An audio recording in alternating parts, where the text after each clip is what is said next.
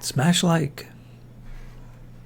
I found nothing in the theatrical release that suggests that he was, except there is one line and one line only.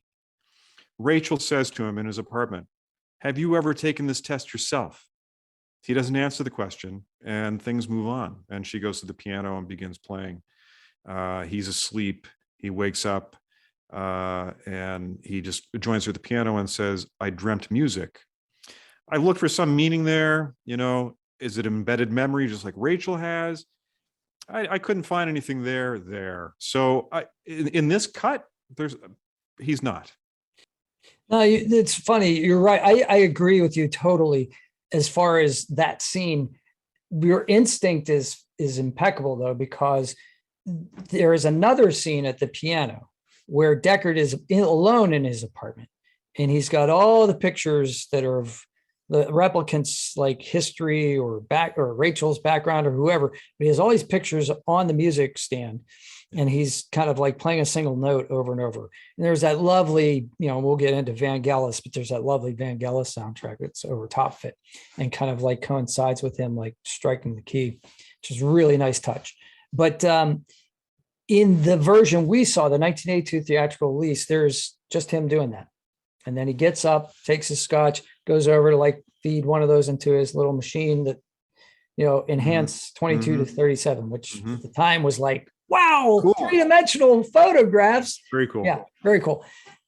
But in the director's cut and the final cut as well, there's a scene that was deleted. And the scene that was deleted, the scene that was added.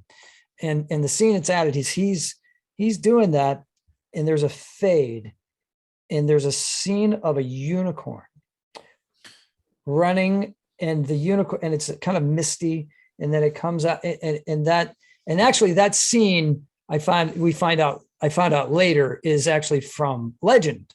I was just going to say, it sounds just like a scene from Legend. And I think Ridley Scott either started Legend and it got interrupted, and then he had to go back to it or something like that. If with that scene added, then he is a replicant, because Gaff leaves the origami. How would he know about unicorns? Why would he say why would he do a unicorn? No idea. That's way too specific, right? Right. Yeah. So that's a very clear but subtle link. That's what I thought. So that's the idea there.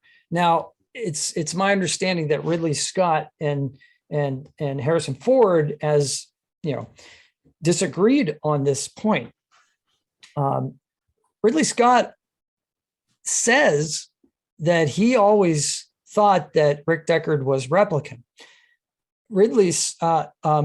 Harrison Ford said, no, I'm not a robot. I don't want to play a robot. I'm an actor. I want to play a human being, right? So he was looking for the humanity in the character, even though the character, actually this portrayal is pretty wooden. Very. So that is one reaction that I recall having the first time that I saw it, is that he doesn't really have a lot to work with. He's really there simply to move the plot along, primarily with Roy and Rachel, just so that he contrasts to what they're going through. Decker's not the most interesting character. No, the replicants are fascinating. Yes. That's what we're fascinated by. We're fascinated by these robots that are sentient.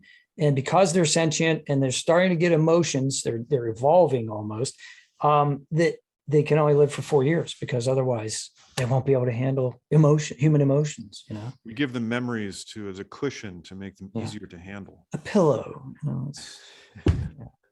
It makes them easier to control, he says. Yeah. So I'll branch off here.